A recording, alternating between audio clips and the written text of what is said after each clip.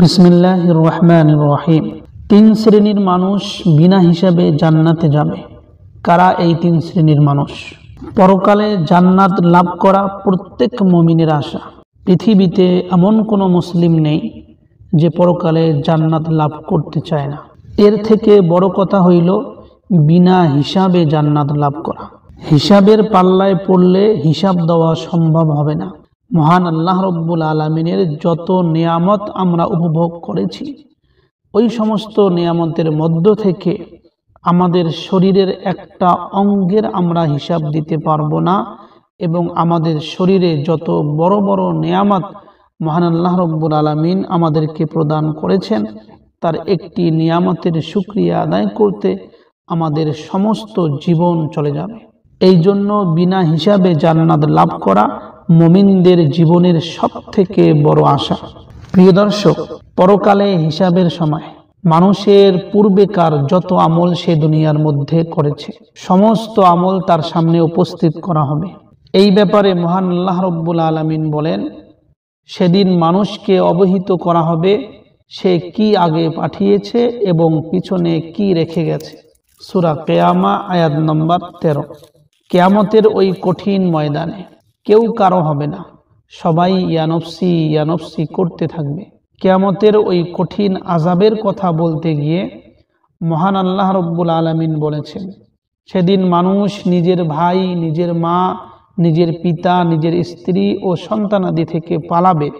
তাদের মধ্যে প্রত্যেক ব্যক্তির উপর সেদিন এমন সময় এসে পড়বে যে সে নিজেকে ছাড়া আর কারো প্রতি লক্ষ্য করার মতন অবস্থা তার থাকবে না। সূরা আবাস আয়াত নম্বর 34 থেকে 37। কিন্তু এই কঠিন ময়দানের মধ্যে মহান আল্লাহ রব্বুল আলামিন কিছু বান্দার প্রতি নিজের বিশেষ অনুগ্রহ করবেন।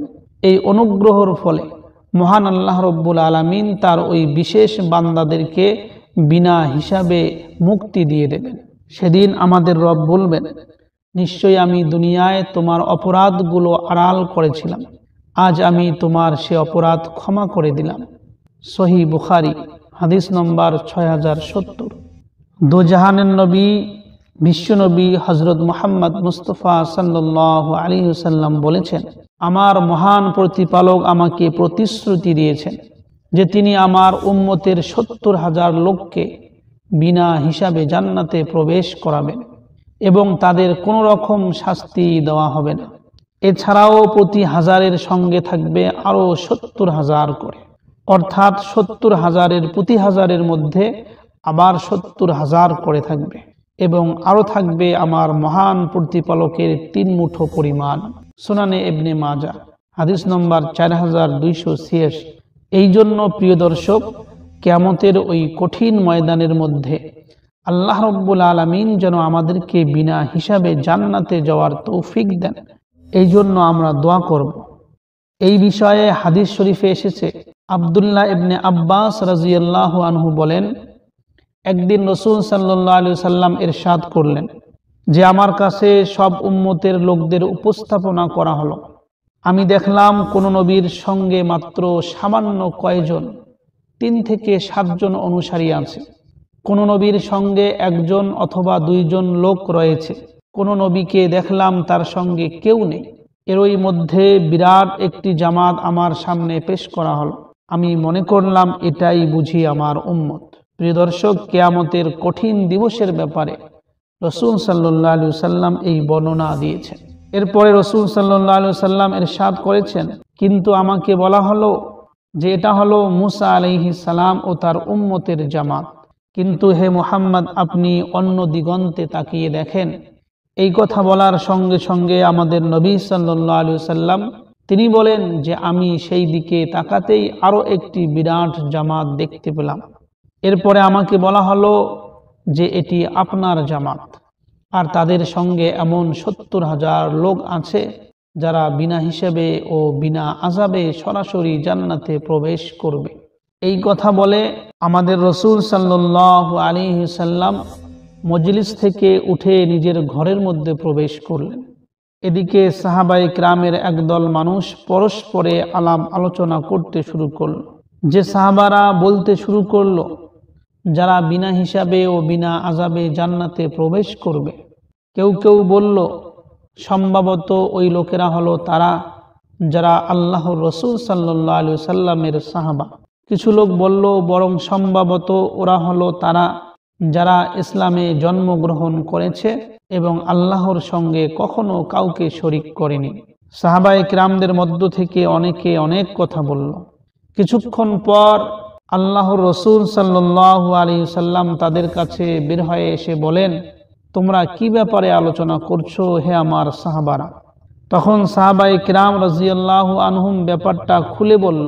এরপর রাসূল সাল্লাল্লাহু আলাইহি ওয়াসাল্লাম ইরশাদ করলেন, বিনা বিচারে জান্নাতি লোক হলো তারা যারা দাগ কেটে রোগের চিকিৎসা করায় না। প্রিয় দর্শক, আমাদের মধ্যে কিছু লোক এমন থাকে যারা কোনো রোগের চিকিৎসা করতে গিয়ে গায়ের মধ্যে অনেক সময় দাগ দিয়ে দেয়, কখনো সুই দিয়ে দাগ দেয়, আবার কখনো গাকে পুড়িয়ে রোগের চিকিৎসা করে। আল্লাহর রাসূল সাল্লাল্লাহু আলাইহি ওয়াসাল্লাম বলছেন যে বিনা হিসাবে যারা জান্নাতে যাবে তাদের মধ্য থেকে কিছু লোক এমন হবে যারা কখনো দাগ কেটে গায়ের মধ্যে দাগ কেটে রোগের চিকিৎসা করায় না, এবং কিছু লোক এমন হবে যারা কখনো তাবিজ এবং ঝাড়ফুঁক করতে বলে না। এছাড়াও কিছু লোক এমন হবে যারা কোনো জিনিসকে শুভ এবং অশুভ বলে না। আমরা অনেক সময় এরকম কাজ করে থাকি যে কোনো একটা জিনিসকে দেখলে বলি এই কাজটা, এই জিনিসটা শুভ নয়, এই জন্য এই কাজ করা সম্ভব নয়। অনেক সময় এরকম হয় যে আমরা সকালবেলা বাড়ি থেকে বার হই কোথাও যাওয়ার জন্য, কিন্তু বাড়ি থেকে বার হয়ে বিড়ালকে দেখতে পাই এবং অনেকেই বলে থাকে যে বিড়াল দেখে ফেলেছি শুরুতেই, এই জন্য আজকের দিনটা শুভ হবে না এবং আজকের দিনটা অমঙ্গল হবে। এই রকম বলবে না যে মুসলমান, তারা থাকবে ওই জান্নাতি দলদের মধ্য থেকে একজন দল। রাসূল সাল্লাল্লাহু আলাইহি ওয়াসাল্লামের এমন কথা শুনে হযরতে উকাশা ইবনে মেহসান নামের একজন সাহাবী উঠে দাঁড়ালেন এবং বললেন, হে আল্লাহর রাসূল, আপনি আমার জন্য দোয়া করুন, আল্লাহ যেন আমাকে তাদের দলভুক্ত করে দেন। তখন আল্লাহর রাসূল সাল্লাল্লাহু আলাইহি ওয়াসাল্লাম বললেন, তুমি তাদের মধ্যে একজন। এরপরে আর একজন ব্যক্তি উঠে দাঁড়ালো এবং বলল, হে আল্লাহর রাসূল, আপনি আমার জন্য দোয়া করুন যেন আল্লাহ তাআলা আমাকেও তাদের দলভুক্ত করে দেন। তখন রাসূল সাল্লাল্লাহু আলাইহি ওয়াসাল্লাম উত্তরে বললেন, উকাশা এই ব্যাপারে তোমার থেকে অগ্রগামী হয়ে গেছে। সহিহ বুখারী হাদিস নম্বর 5705। প্রিয় দর্শক, এই হাদিসের মধ্যে আমাদের নবী সাল্লাল্লাহু আলাইহি ওয়াসাল্লাম তিন প্রকারের ব্যক্তিকে বিনা হিসাবে জান্নাতীদের মধ্য থেকে দলভুক্ত করেছেন। ওই তিনটি কাজ থেকে আমরা সর্বদাই দূরে থাকব। আরেকবার আপনাদের জানার জন্য বলে দেই, এক নম্বর হইল দাগ কেটে গায়ের মধ্যে দাগ কেটে রোগের চিকিৎসা করা। দুই নম্বর ঝাড়ফুঁক করা বা তাবিজ ব্যবহার করা। তবে মনে রাখতে হবে যে তাবিজ এবং ঝাড়ফুঁকের ব্যাপারে এখানে রাসূল সাল্লাল্লাহু আলাইহি ওয়াসাল্লাম যে মানা করেছেন, এর অর্থ হইল কিছু লোক এমন থাকে যারা মন্ত্র দিয়ে ঝাড়ফুঁক করে, কোরআনের আয়াত দ্বারা নয়। কোরআনের আয়াত দ্বারা মানুষের শেফার জন্য ঝাড়ফুঁক করাটা অবশ্যই জায়েজ রয়েছে, কিন্তু কিছু লোক মন্ত্র দ্বারা এরকম ঝাড়ফুঁক করে থাকে বা মন্ত্রের তাবিজ বানিয়ে সেটাকে গলার মধ্যে বা হাতের মধ্যে লাগিয়ে থাকে, এইরকম করার থেকে মানা করা হয়েছে। তিন নম্বর বিষয় যেটা আল্লাহ রাসূল সাল্লাল্লাহু আলাইহি ওয়াসাল্লাম বলেছেন, সেটা হইল কোনো জিনিসকে শুভ এবং অশুভ মনে করা। আমাদের গ্রামগঞ্জের মধ্যে বা বিভিন্ন এলাকার মধ্যে এই জিনিসটা, এই কুসংস্কারটা এখনো কিন্তু চলে যে অনেক জিনিসকেই মানুষ অশুভ মনে করে। কখনো পেঁচাকে দেখলে অশুভ মনে করে, কখনো বিড়াল রাস্তা কাটলে সেটাকে অশুভ মনে করা হয়। এরকম বিভিন্ন জিনিসকে দেখে বিভিন্ন এলাকার মধ্যে অশুভ মনে করা হয়, কিন্তু ইসলামের মধ্যে এটা কিন্তু নেই। এই জন্য আমরা কোনো জিনিসকে দেখে অশুভ মনে করব না। আল্লাহ রব্বুল আলামিন আমাদের সবাইকে বিনা হিসাবে জান্নাত দান করুক, আমরা এই দোয়া করব। এবং ওই জন্য আল্লাহ রব্বুল আলামিন এবং আল্লাহ রাসূল সাল্লাল্লাহু আলাইহি ওয়াসাল্লামের হুকুম আহকামকে আমরা সর্বসময়ে, সর্বস্তরে, সর্ব জায়গার মধ্যে মেনে চলব। আল্লাহ রব্বুল আলামিন আমাদের সবাইকে আমল করার তৌফিক দান করুক।